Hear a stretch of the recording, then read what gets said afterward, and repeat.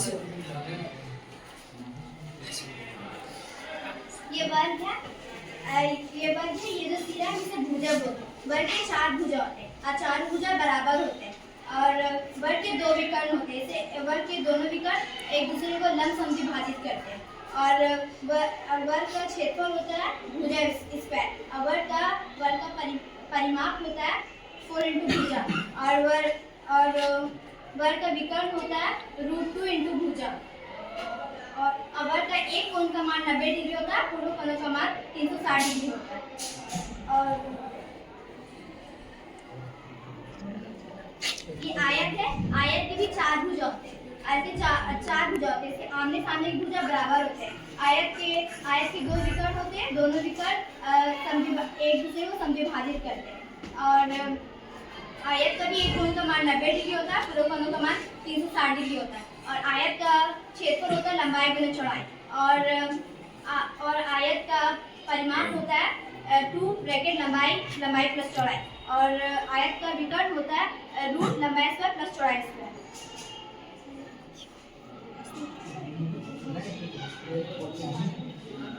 अब मैं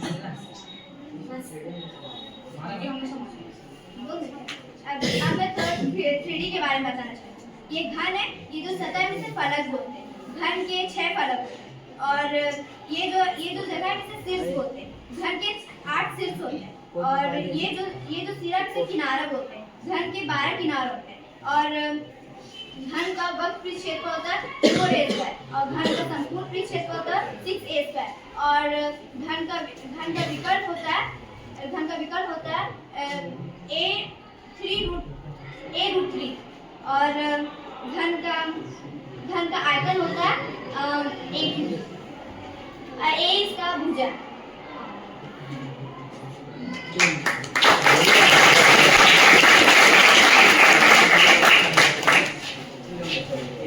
के बारे में बताने से पहले मैं आप सभी को ये बताना चाहूँगा कि 2D और 3D क्या होता है।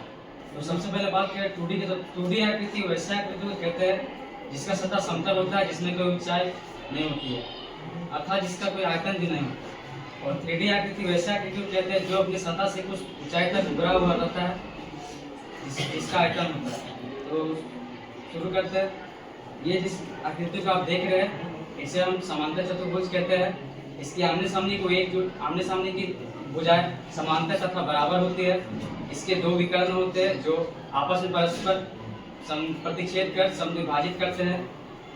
इसके 4 अंतःकोण होते हैं जिसका योग 360 डिग्री होता है।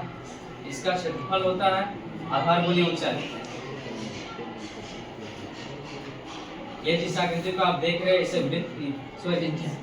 त्रिभुज कहते हैं।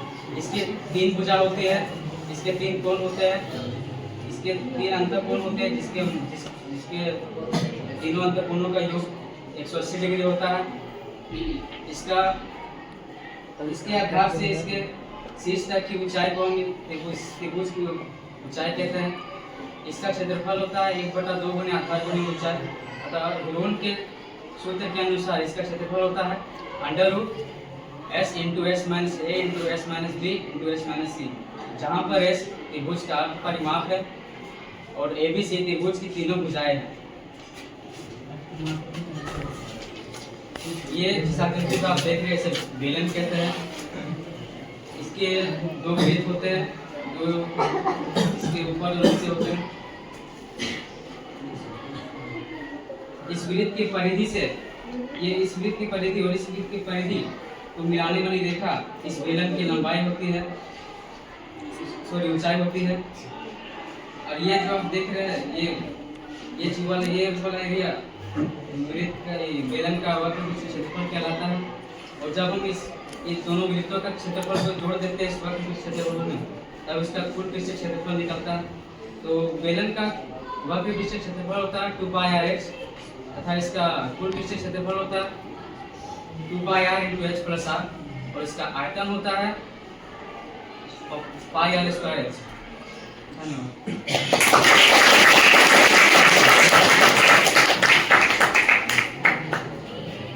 मैं 3D आकृति के बारे में बताने जा रहा हूँ।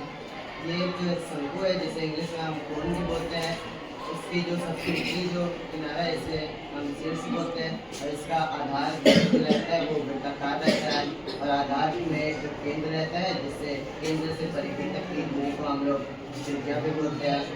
अब इस अंकों के बारे में हम जानते हैं कि जैसे कि अगर ये जो सतह है इसको हम बोलते हैं वक्र पृष्ठ और इसका वक्र